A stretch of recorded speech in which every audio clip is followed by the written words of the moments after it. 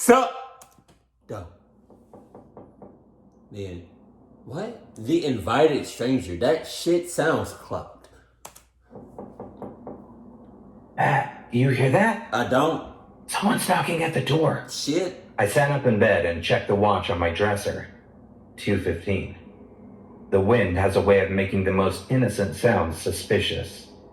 A tapping at the window could be nothing more than an exposed branch. I'm saying. A scraping in the ceiling could be something stuck on the roof.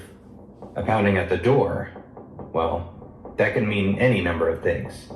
Busted pipes, expanding air ducts, even something as innocent as a front door ornament getting a little too ornery. We've had that one happen before. But as I listened for traces of movement in the night, I knew my wife had to be right. 3 dramatically clear knocks again echoed down the hallway of our small home. What do they want? Who is it? It's 2 in the friggin' morning. That's what I'm saying. I don't know what they want. What you talking about?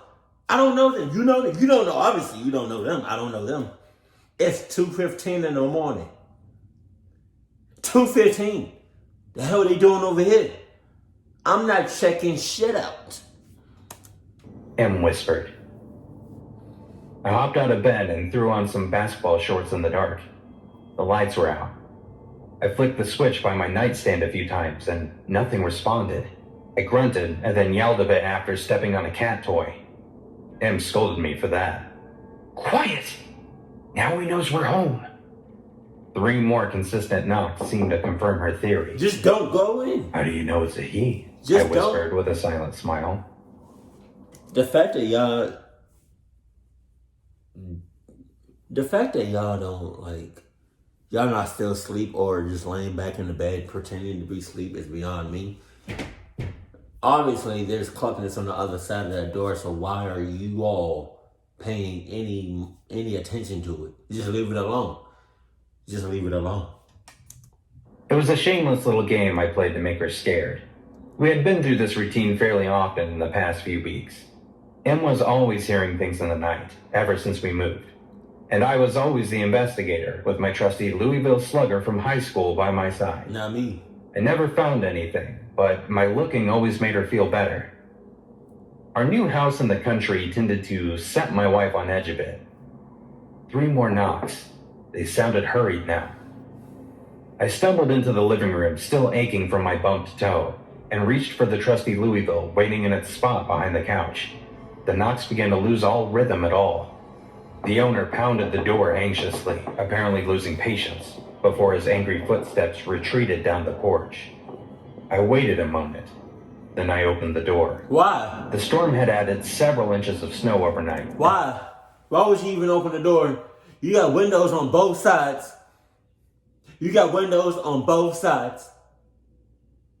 Why didn't you use those windows to look outside?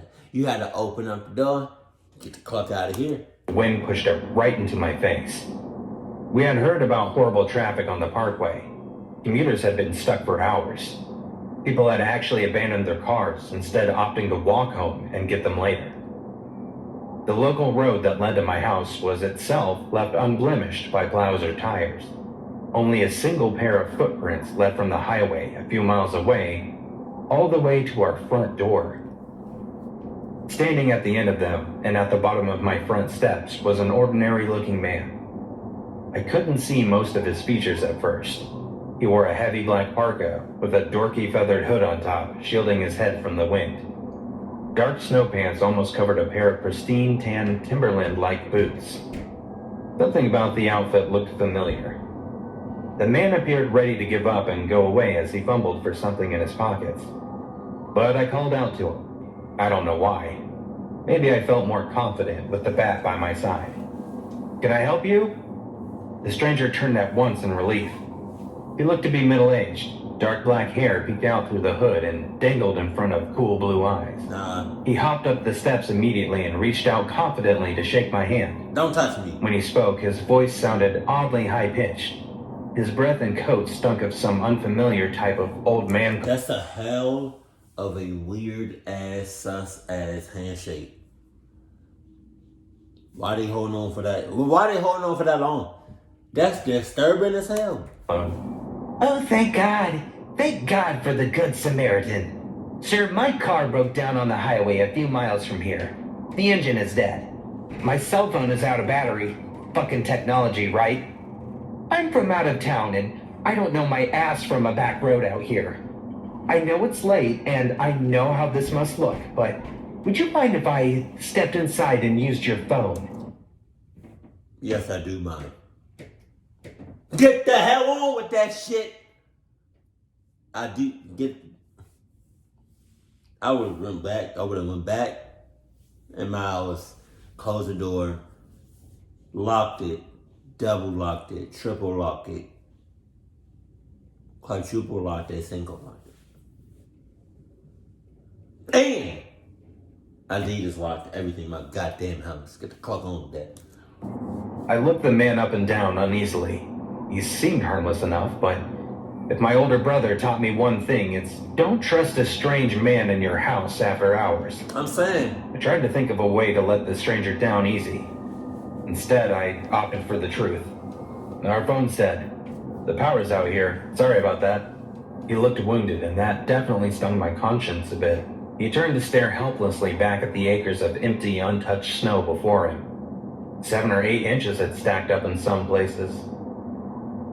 The plows were nowhere to be seen. The town was almost always woefully unprepared for unexpected storms. The man's lack of options quickly became apparent. Okay, guess I better get walking. Yeah. I felt a brush of satin before my wife. Yeah, I don't feel nothing for you. See you later, may God be with you. Appeared by my side. You can stay here a bit, sir, until... They ain't cahoots. The power comes back? I pushed the door back a bit and whispered angrily to Emily. What are you doing? We don't know this man. So what? He's stuck. It's all over Facebook. The highway is still backed up. That's tough. This is something my dad would do. No, that's... Sneak out of the house during a... That's your dad. That's not him. I'm not him. I'm not him. That's your dad. I am me. Storm for some fast food or something? Les, you heard him. We're the Good Samaritans, just like the Bible. Great. Somebody started to take church a little too seriously. I tried to disguise my groan before throwing the door back open. So, how about it? You can sleep on the couch until morning if you like. Wow. The man nodded graciously and pushed himself past me. He immediately began pulling off his waterlogged clothing in our hallway. Upon closer inspection, all of it appeared to be about 3 sizes too small. I thought nothing of it at the time. I will go throw this in the dryer, Emily offered. I'll run it when the power comes back. She disappeared down the stairs as the man made himself comfortable on my couch. He pulled out an old cell phone and stared down in surprise. Got a towel? He asked me, pointing to the sopping mess accumulating on our wood floors. Or some clothes? I ran into the bathroom to search the closet for spare towels. Something about the man's arrogance annoyed me. Here we were, allowing him into our home in the middle of the night without suspicion, and he was already barking orders. I found an old rag buried under a basket filled with mascara and pulled it loose. When I came back outside, the stranger had stretched his long legs fully out on our couch. All right, okay. You know, that's a pretty sweet wife you've got there. He giggled as I wiped up the mess. Pretty sweet indeed. Wish I had one that sweet. The words made my skin crawl. Emily waltzed up from the basement in a hurry and smiled happily to both of us in the living room. Sorry about that. Hopefully the power comes back soon. I wanted to say something to her, but not in front of the creep. He stared at her like a dog eyeing a brand new bone. God damn! I suddenly noticed the shorts she was wearing. I noticed the lack of a bra. We were just in bed after all, and the stranger seemed to notice too. Say, honey, do you work out a lot? He asked. All right, it's time for you to get yanked. My wife blushed and covered herself apologetically.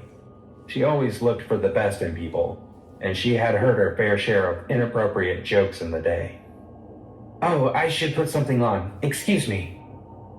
I moved to follow her into the bedroom as a familiar jingle danced its way towards the couch. Oh, look at that! You've got yourself a fat cat! My tuxedo kitten, Figaro, hopped happily onto the couch and into the man's outstretched arms. He purred at the attention from such a new and strange company.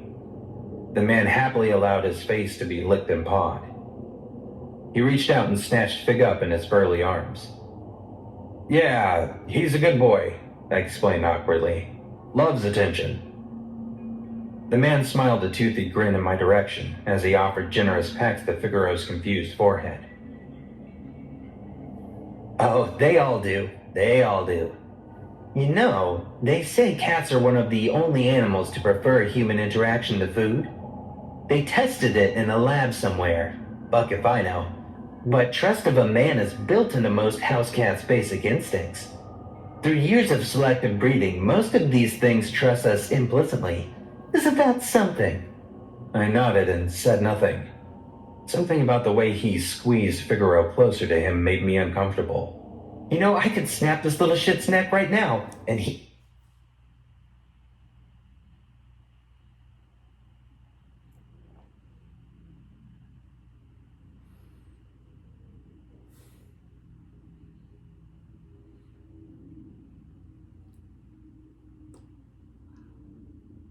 He just said that. Nonchalantly, he just said that. Let me do it. That did it. I'm sorry if this is rude, but I think you should leave. The stranger blinked. The atmosphere in my living room changed in an instant. A moment's hesitation caused Figaro to hiss and jump through his weakened grip. The ringing bell disappeared down the stairs. Well, doesn't seem very Christian of you. I grabbed the bat, still resting up against my front door. Yeah, well, we're Catholic. My wife called out from the bedroom. Nat, is everything all right? I shouted my reply without ever taking my eyes off the stranger in front of me. Stay in the bedroom and lock the door. He got to his feet lazily. He was smiling, like the threat of me holding a bat amused him. Maybe that wasn't such a bad assertion. At his full height, the stranger stood well over 6 feet tall and easily dwarfed my scrawny 5'10". Yes, Emily, stay in bed. I'll be done with your husband shortly. Oh, no. He advanced in a flash, and so I swung the bat like it was an instinct of my own. My brother always told me, if you get in a fight with a bigger man, aim for his knees. And so I did exactly that. I leaned the small cylinder of metal directly across the stranger's kneecaps like my life depended on it. I think it did. The stranger's knees shattered like a piece of glass. Emily later said she could hear the impact from our bedroom. My next blow went to his face. Damn. A double tap, if you will. I grabbed the jerk by his collar and immediately dragged him the fuck out of my house. I left him by the foot of our porch and locked the door. I joined Emily in the additionally locked bedroom as she frantically described our situation to dispatch on her now working cell phone. Officers were making their way towards our house, but the snow impeded their travel. We heard someone dragging themselves up the steps. We heard him try to jimmy the door handle. After several unsuccessful attempts, he screamed at us through the night, then went quiet. I stood with my bat against the shoulder and waited for him to come back. You might think I overreacted. I assure you I didn't. Police officers swarmed my house approximately an hour later. They found the stranger unconscious by the front porch of our home. We described the entire situation to the detectives exactly as I have here, word for word. The man was arrested and processed accordingly. A few hours later, additional officers were sent to check in on my neighbors. It was a routine activity. They just wanted to see if they could garner more witnesses. What they found precluded that necessity. The stranger made a previous stop that night. 2 miles down the road sat a nice family, husband, wife, 2 young daughters around my sister's age. One of them worked at a local coffee shop. We had met her a handful of times. The other was studying for grad school. They were murdered inside their own home. God damn. Every single one of them. Mom, dad, and daughters. The stranger left 4 bodies, untouched, sitting and waiting by the front door. The only items missing from the household or one of the daughter's snow clothes. Welcome to Kickin' Chicken. Can I interest you in the number 5 on this fine evening? Repeat that phrase to yourself once. Now repeat it again, on average 80 times in 8 hours. God damn! Such was my shitty, stifling, robotic life. I started my shift out here in the sticks at 11 p.m. each night. It ended at 7. The hours alone were tough to manage. After a few months, the stress of rough hours, unruly college kids, and minimum wage work caused pure anxiety that seeped into my days off. My classwork was bombing, my bills were stacked, and for some reason, I still refused to quit that shitty job in Hackensack. The reason was actually pretty clear. Its name was Arabella, and I... Its name? It's? Alright. Was intoxicated. My first shift on the job, we brushed up against each other accidentally behind the serving counter. What the hell? Her leather jacket, tossed ironically over her kickin' uniform, felt smooth along my skin. Her jet black hair shined and smelled like cinnamon mixed with strawberry at the same time. The overwhelming dose of perfume commingled with the shampoo to create a heavenly smell laced with a tiny bit of alcohol. I was 18 after all.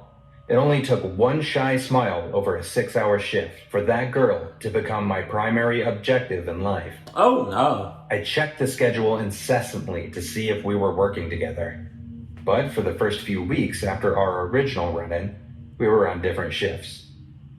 Then finally, to my luck and surprise, one winter evening, the tables finally turned. That night was a blizzard. I arrived early to find Arabella operating the store on her own. Apparently, my normal companions had called out sick, and our boss had asked her to work a double shift. I didn't have a lot of questions. Honestly, I was too excited at the prospect of my shameless flirting through the morning. But nothing happened. Arabella manned the fryers while I took orders. The hours crept by as we watched snow stack up in layers of white outside the sliding glass window.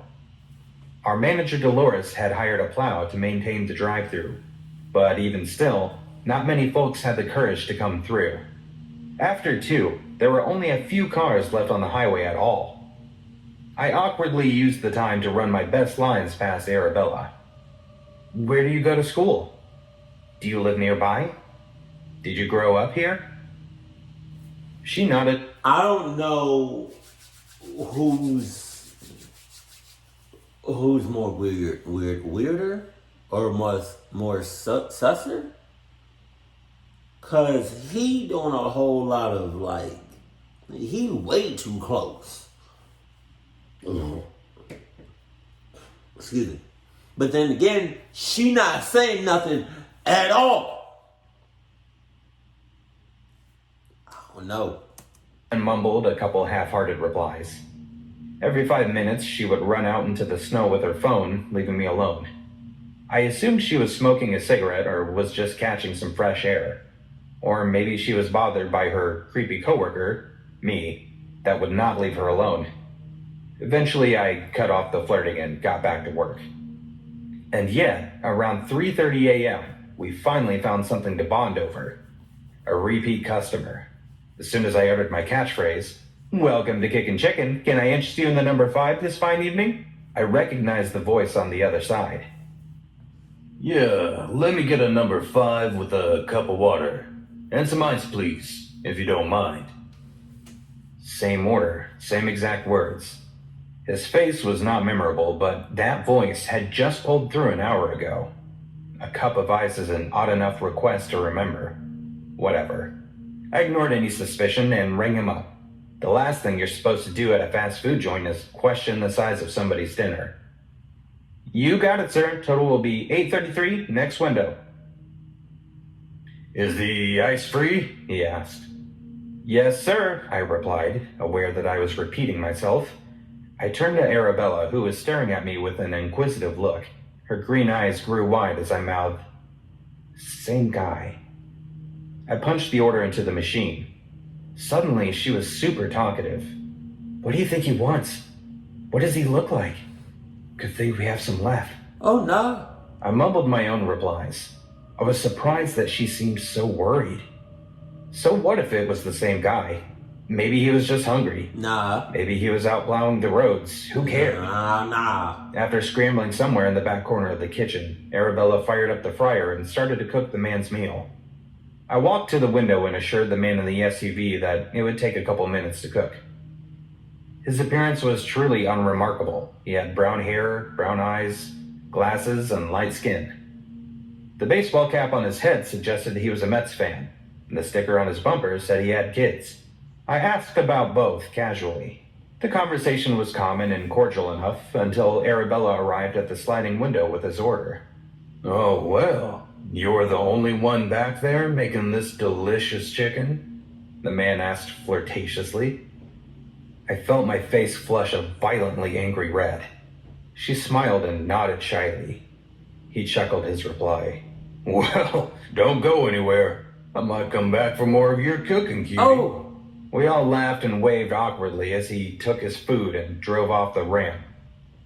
For the next half hour, the man sat in his car in the front of the store and enjoyed his meal. Damn. I thought nothing of it. Arabella was a lot more worried. "Don't you wish you would just leave us alone?" she said in a mouse-like tone as she drifted over and curled under my sweatshirt worriedly. I welcomed the contact. The smell of shampoo was replaced by menthol cigarettes and something else. Ugh. "Do you think he will come back?" she asked in a whisper. Then she giggled. "Let's lock him out." Arabella strode over to the entrance and locked the doors as if it were closing time. She also turned off the drive-through light. Then she strode towards me with crystal green eyes lighting up the dine-in lobby. She shimmied a bit and let the leather jacket fall from her shoulders. What the hell is going on? As soon as I think I know what's going on, something else happens. It is this. I like this story, but it's just random as hell. The unclean tiled floor. For half a minute, I forgot where I was. Right up until Arabella stuck a 4-inch knife into my gut. "Dolores was a little dry," she said as she stabbed me again. "But I'm so glad to have a fan. Let's get it right this time." She aimed the blade at my leg, probably hoping to nick an artery. "This will make a much bigger mess. But hey, he's gotta have his meat." The blood loss made me woozy. I was aware of the glass shattering. I can remember the ricochet of bullets, but the most unforgettable thing was the look on her face when she took several of the bullets in the side and died. Arabella was still smiling. A shadow in a Mets hat carried my body out into the snow. Unbeknownst to me, our manager had Wait a minute. I knew she was sus. I knew somebody was sus. But it's almost as if the customer, knew what was up. Because why else would you sit in a parking lot? People do it and eat their food, but like, it was just sus. Like, it's a blizzard outside. Like, why would you? I think he knew something. Appeared that afternoon after an argument with an employee. Her wife had called several times looking for her, but the calm, confident voice at our restaurant, Arabella, told the woman that our boss had not even bothered to show up that day. She knew that was a lie. After a few hours, an officer was sent to investigate, but the man thought he'd ordered some food first. He was shocked by what he found. Arabella had cut Dolores into pieces in her large white van outside. She then popped those portions into the fryer, mixed them with the chicken, and handed them off to me as part of the number 5. God damn. In total, we served 7 different customers human remains. Oh my God. The officer never ate any. He only ordered multiple to confirm his suspicion. Kickin' Chicken closed indefinitely after the incident. The entire store was investigated. I was never charged with a crime, mostly because I cooperated with the investigators every time they asked. I avoid fast food now, even if there's nothing else open on my street. And this is the reason. You never know what's in your meat. Hey, I kind of stopped it prematurely, but speaking about what he just said, I remember some years ago, this is so nasty. I remember some years ago, right?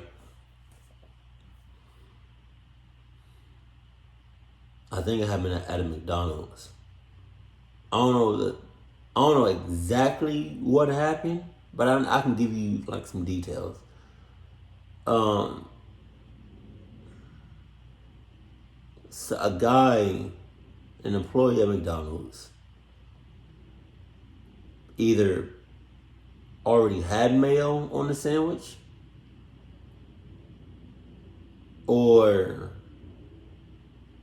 he put mayo on the sandwich and mixed it with his semen, all right, educationally speaking, and wrapped it up and gave it to the customer. Customer ate it. She ended up having herpes, I think, on her lips, and sued the hell out of McDonald's. That's disgusting. Like, that's why I like to go to places where I can see my food be making. Well, wait, what? Where I can see my food be made.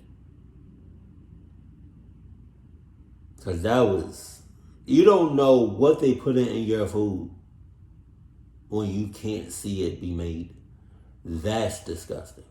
The first story, all of that could have been avoided. I mean, granted, you know, the husband and wife and the cat did not get hurt in any kind of way, but like in a situation like that, that's tough. I'm not, no. Because what you really doing outside during a blizzard?